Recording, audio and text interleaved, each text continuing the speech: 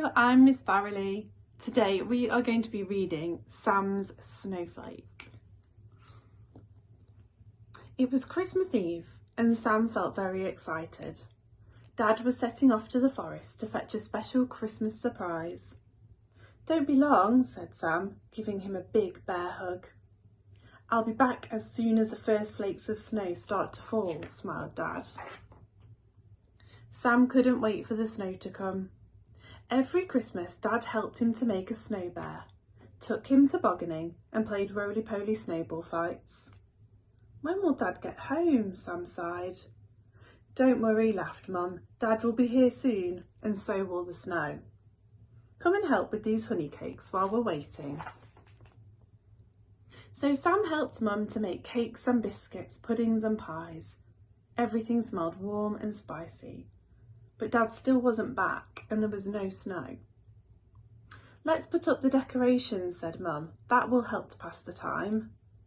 So Sam helped Mum to arrange big branches of holly and silver fir cones and red berries. Everything glowed and shined. But Dad still wasn't back and there was no snow. "We mustn't forget to wrap the presents for our friends," said Mum. So Sam helped to make a big pile of coloured parcels. But Dad still wasn't back and there was not a single flake of snow. Sam looked out of the window. Outside it was cold and dull and dark. Perhaps Dad and the snow would need some help finding their way. Sam had an idea. He found some paper and glitter and cotton wool. Then he was busy for a long time while Mum roasted some chestnuts over the fire. At last Sam said, "Look, it's ready." It was Sam's snowflake. "If I put this in the window, the snow will find our house," Sam said happily. "And so will Dad," he whispered. It was getting late. Sam stuck the snowflake high in the window and Mum hung up his stocking. "Time to go to sleep, Sam," she said. "Dad should be here when you wake up." "I do hope so," thought Sam as he snuggled under the blankets. Sam's snowflake shone in the window. Outside, high in the dark sky, a single star burned brightly. At last Sam yawned and blinked and fell asleep.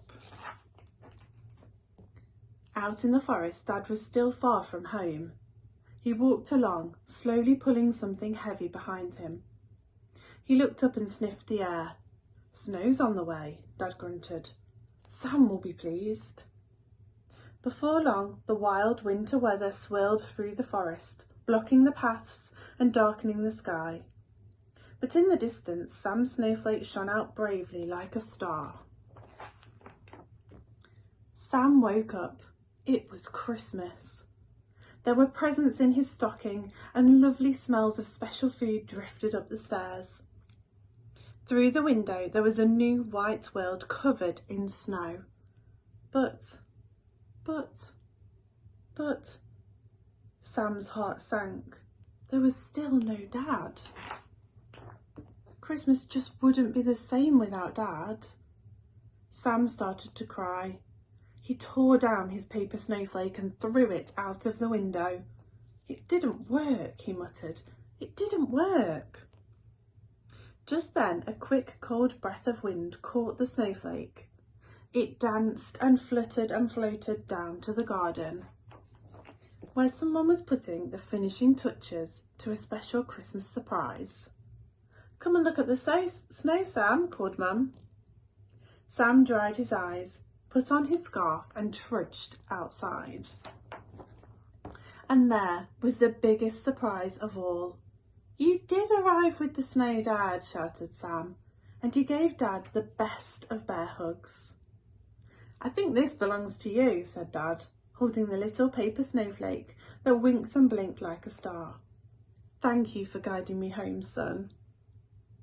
Sam had the happiest Christmas ever, playing in the snow with Dad, as hundreds of little snowflakes danced and glittered for Christmas Day.